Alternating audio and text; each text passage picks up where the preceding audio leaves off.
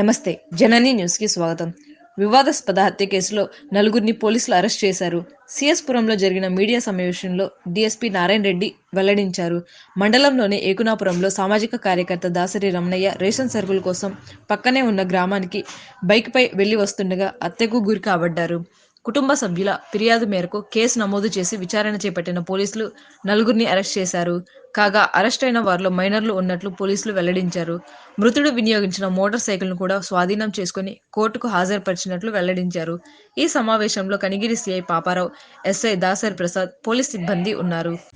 3వ తారీఖు నాడు తన ఇంటి నుండి రేషన్కు అరవేమల గ్రామానికి వెళ్ళినట్టు, అక్కడ రేషన్ తీసుకొని తిరిగి వస్తుండగా మళ్ళీ ఇంటికి రాలేదని వాళ్ళ కుటుంబ సభ్యులందరూ ఆ రోజు నైట్ సెర్చ్ చేశారు.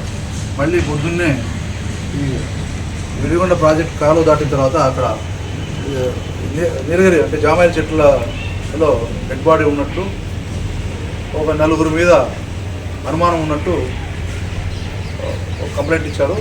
ఆ కంప్లైంట్లో అక్కడ మోటార్ సైకిల్ కానీ అవన్నీ కనపడలేదు.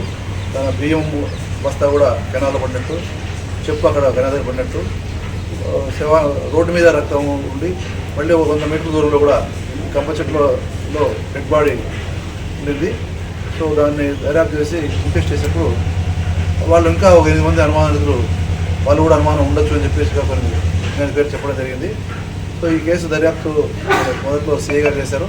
ఆ తర్వాత ఎస్పీ గారి ఇంతవరకు మనం నేను టేకప్ చేయడం జరిగింది.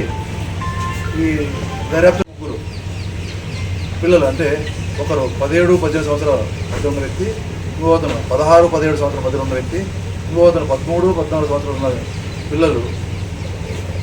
వీళ్ళ యొక్క శ్రీనివాసు వీళ్ళందరూ కలిసి కుట్రబడిని చంపినట్టుగా తెలిసింది.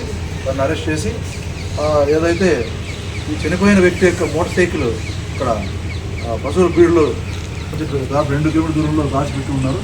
దాన్ని కూడా రికవర్ చేయడం జరిగింది. సో వీళ్ళని అరెస్ట్ చేసి వాళ్ళకి కోర్టు పంపడం జరిగింది.